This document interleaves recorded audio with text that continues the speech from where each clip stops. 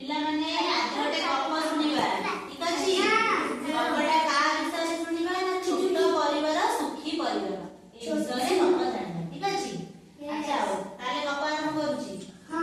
ଗୋଟିଏ ଜଙ୍ଗଲରେ ସିଂହ ବାଘ ବିଲୁଆ ରହୁଥିଲେ। କିଏ ରହୁଥିଲେ? ତାପରେ କଣ ହେଲା ନା ଜଙ୍ଗଲ ସଫା ହେଇଗଲା।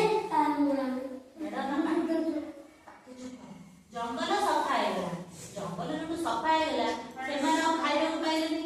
ଆମର ଯଦି ଗଛ ଯେଉଁ ରେଟରେ ଆମେ ସବୁ ହାଣିକି ସଫା କରିଦଉଛେ ଆଉ କିଛି ଦିନରେ ଆମେ ମଧ୍ୟ ଖାଇବାକୁ ପାଇବାନି। ତାଙ୍କୁ ସେଠୁ ସବୁଦିନ ଜୋର ଭୋକ ହୁଏ, ସେ କିଛି ତ ଖାଇବାକୁ ପାଆନ୍ତିନି। ଯେହେତୁ ଜଙ୍ଗଲ ସଫା ହେଇଯାଇଛି ସେ ତ କିଛି ଖାଇବାକୁ ପାଆନ୍ତିନି। ତାପରେ ବହୁତ ଦିନ ଭୋକରେ ରହିଲା ପରେ ସେ ଗୋଟେ ସଭା କଲେ, ହେଲେ ଚାଲ ଗୋଟେ ସଭା ବସିବା। ସଭାରେ ଠିକ ହେଲା କି ସମସ୍ତେ ଯାଇକି ଜଙ୍ଗଲକୁ ଯିବେ ଖାଦ୍ୟ ଖୋଜିବା ପାଇଁ।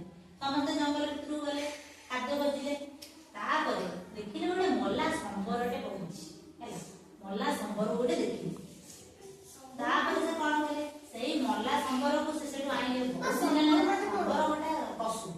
ତାପରେ ସେ କଣ କଲେ, ଯେହେତୁ ସେ ଗୋଟେ ଖାଦ୍ୟ ପାଇଛନ୍ତି ମାନେ ସେ ବାଣ୍ଟି ବୁଟି ସମସ୍ତେ ସମାନ ଭାବରେ ଖାଇବେ। ତମକୁ ଯଦି ତମ ବାପା ତମକୁ ଆଣିକି ଗୋଟେ ଜିନିଷ ଦିଅନ୍ତି, ତମ ଭାଇ ଭଉଣୀ ସହିତ ତମେ ବାଣ୍ଟିକି ଖାଅ ନା ଏକା ସବୁ ଖାଇଦିଅ? ବାଣ୍ଟିକି ଖାଅ ନା ନାହିଁ? ସେମିତି ତାଙ୍କୁ ଯୋଉ ସମ୍ବର ମିଳିଲା ସେ ତାକୁ ବାଣ୍ଟ କରିକି ନେବେ ବୋଲି ଚିନ୍ତା କଲେ। ତାପରେ ବାଘର ଗୋଟିଏ ଛୁଆ, ବାଘର କେଇଟା ଛୁଆ? ଗୋଟିଏ ଛୁଆ। ସିଂହର ଦିଟା ଛୁଆ। ତାପରେ ବିଲୁଆର ହଉଛି 6ଟା ଛୁଆ। ବିଲୁଆର କେଇଟା ଛୁଆ? 6ଟା। ତାହେଲେ ଯେତେବେଳେ 3 ଭାଗ ହେଲା, ବାଘ ତାର ଚାଷ ନେଇ ପଳେଇଲା। ବାଘର ତ ଗୋଟିଏ ଛୁଆ, ସେ ତାର ଆରାମସେ ଖାଇ ପିଇକି ବସିଲା। ତାର ସମାନ ସମାନ ଭାଗ କଲେ, ଭଲସେ ଖାଇଲା, ଆହୁରି ସଞ୍ଚୟ ମଧ୍ୟ କରିପାରିଲା। ତାପରେ ଆଉ କଣ ସିଂହର ଦିଟା ଛୁଆ, ସିଂହ ବି ତାର ଯେତିକି ଖାଇବା କଥା ଖାଇଲା, ତା ଦି ଛୁଆଙ୍କୁ ଦେଲା ଆଉ ସାଇତିକି ରଖିଲା। ତାପରେ ଯୋଉ ବିଲୁଆର କେଇଟା ଛୁଆ? 6ଟା ଛୁଆ। ବିଲୁଆ କଣ କରିବ? ବିଲୁଆର ଯୋଉ ଭାଗ ପଡିଥିଲା ସେ ତା ଛୁଆ ମାନଙ୍କୁ ଦେଇକି ବି ତା ଭାଗରେ ଆଉ କିଛି କଲାନି।